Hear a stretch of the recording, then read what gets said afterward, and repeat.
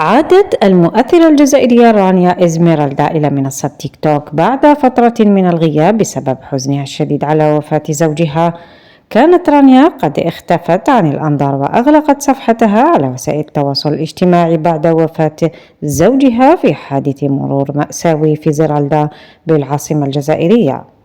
في أول ظهور لها بعد الحادث عبرت رانيا عن حزنها العميق وألمها لفقدان زوجها، وشاركت متابعيها بمشاعرها الصادقة وكلماتها المؤثرة. كتبت في إحدى منشوراتها: إنا لله وإنا إليه راجعون، مانيش مأمنة وصرالي راني مبحرة بالك راني النوم، راجلي العزيز حبيبي وكل شي في هذه الدنيا راح وخلالي بنته أمانة. نفرحكم أني راني بالحمل وربي يعوض لي راجلي اللي خسرته، وإن شاء الله يكون طفل باش يكون هو السند ليا ولختو ويخرج حنين كما باباه.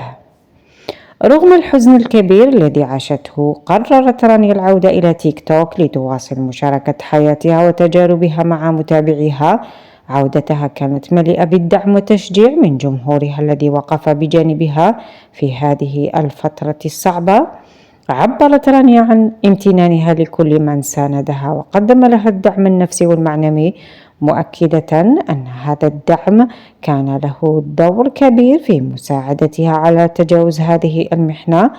رانيا إزميرالدا تعتبر من الشخصيات المؤثرة على وسائل التواصل الاجتماعي في الجزائر، وتتميز بمحتواها المتنوع الذي يشمل الموضة والجمال والحياة اليومية.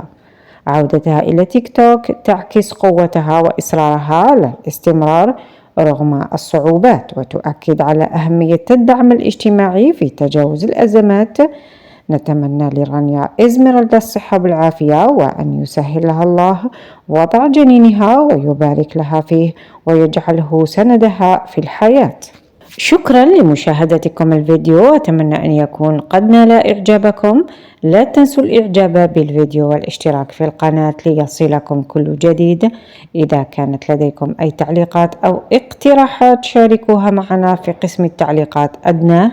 سأراكم في الفيديو القادم، إلى اللقاء.